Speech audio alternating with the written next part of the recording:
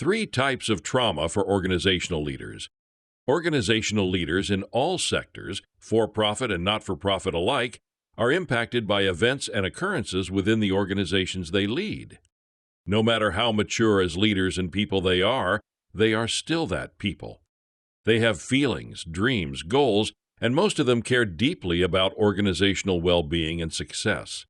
Contrary to what we see portrayed in Hollywood and the few bad examples brought to light by the media, organizational leaders want to see the people and employees around them achieve greatness, because an organization is only successful through the combined success of all people involved. Their people's success is their success. Organizational leaders rarely have the luxury of showing their true feelings, however.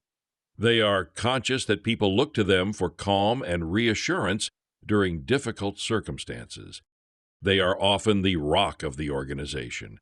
If they break down and succumb to the trauma they are experiencing, how will others be able to cope with what's occurring? During my time supporting organizational leaders, I've observed three circumstances where these leaders experience significant trauma, and they are not what you might expect. The first situation every organizational leader dreads is having to fire one of their direct reports. Likely they hired the person, mentored them, supported them, encouraged them, and did everything possible to ensure their success. And it just isn't working out. Who failed? How much responsibility should the organizational leader take? What lessons can be learned? More significantly, how does this failure reflect on the competency of the leader in hiring and managing? How might this failure affect the trust and respect level of others in the organization and board towards the leader? How many people does the person whose employment is being terminated know? How might their network's collective influence affect business? What consequences will this termination result in within the community? In addition, no one with conscience and goodwill likes conflict and confrontation. This alone can be traumatizing. Having to terminate a person's employment at high leadership levels within an organization can result in significant trauma. Another situation that can result in significant trauma for an organizational leader is conflict with their board. The board, as set up in for-profits or not-for-profits, serves a variety of functions, and one of the most important is to be the boss or managing director for the top organizational leader. The organizational leader reports to the board. In simple terms, that person is responsible to carry out the vision and mission of the board, and success is measured by how well they do this in a responsible and values-driven way. When the organizational leader begins to experience significant conflict with their board, everything they have built to this point is in jeopardy. All the progress, possibilities, and potentials, the future of the organization within the parameters of the leader's jurisdiction, an organizational leader's sense of safety and security depends on their relationship with the board.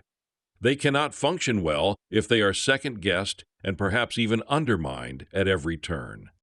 Trauma, questions about identity, meaning, purpose, competency, and fit ensue. Most organizational leaders experience tremendous insecurity and questions of self-worth during times like this. The third situation that is potentially very traumatic for organizational leaders is the establishment of a union presence. Some leaders may feel betrayed by the employees, hurt because they did everything they could, and more, to ensure the best wages, benefits, vacation time, and work environment possible.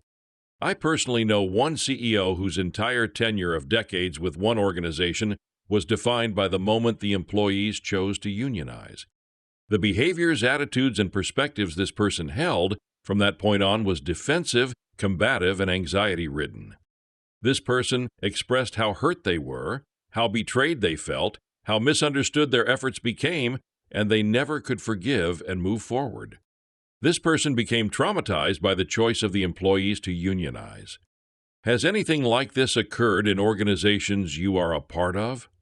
Organizational leaders are human beings with expectations and goals and dreams and feelings.